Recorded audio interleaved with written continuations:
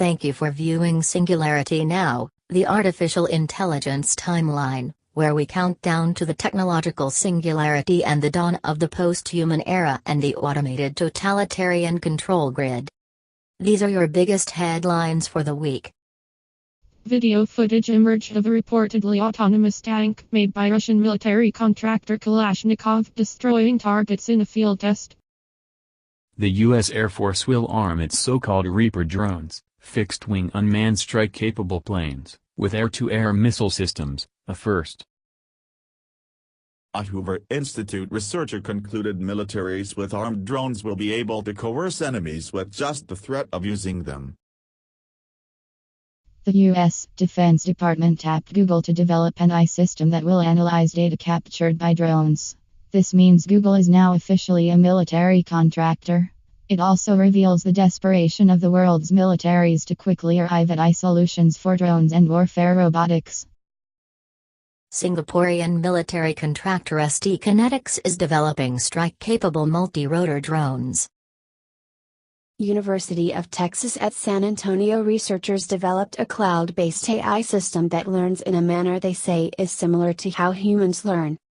This is the second such story this year about researchers attempting to develop AI systems that self-learn, self-program, and are expected to grow over time to be more effective at their tasks than are the human competition. Uber is operating autonomous transit trucks in Arizona. Military and surveillance state contractor Google unveiled Bristlecone, an alleged quantum processor. The technology is believed to have an error rate in the neighborhood of 0.6% and features what is described as smaller 9-qubit hardware. The latest iterations of AI in the customer service space take the form of platforms that provide intelligence on the customers, basically providing a high-level assessment complete with talking and leverage points, so that the responding agent has inside information on the customer formatted to maximize the opportunities presented. This same technology could be used in automated propaganda and coercion efforts. In effect, the authority uses the AI to crunch the data from the files on the surveilled suspect to arrive at information that gives the former a distinct advantage in manipulating the latter. Unisys announced an AI leveraging border control solution that assesses the threat level of travelers. The system assesses risk from the initial intent to travel and refines that risk assessment based on additional information, such as, but presumably not limited to, the visa application to travel, reservation, ticket purchase, seat selection, check-in and arrival. The system uses predictive analytics and machine learning to perfect its methods incrementally.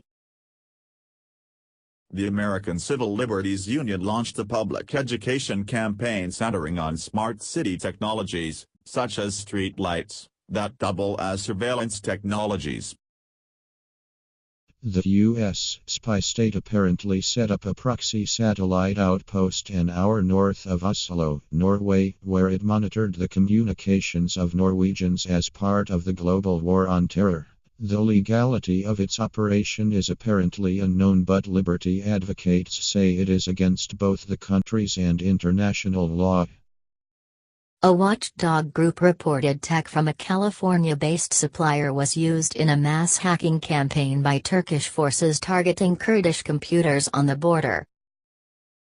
The U.S. military's research arm, DARPA, is seeking contractors who can arrive at solutions, presumably based on animals that live in extreme environments, to enable medics to slow the biomolecular reactions occurring shortly after a traumatic injury and thus increase the window in which the medics can operate. For these headlines and more, go to Amazon and search for Singularity Now. Thank you for watching, and remember, your apathy ensures that you are the last of free humanity. Future generations will not forgive you for selling them into high-tech slavery.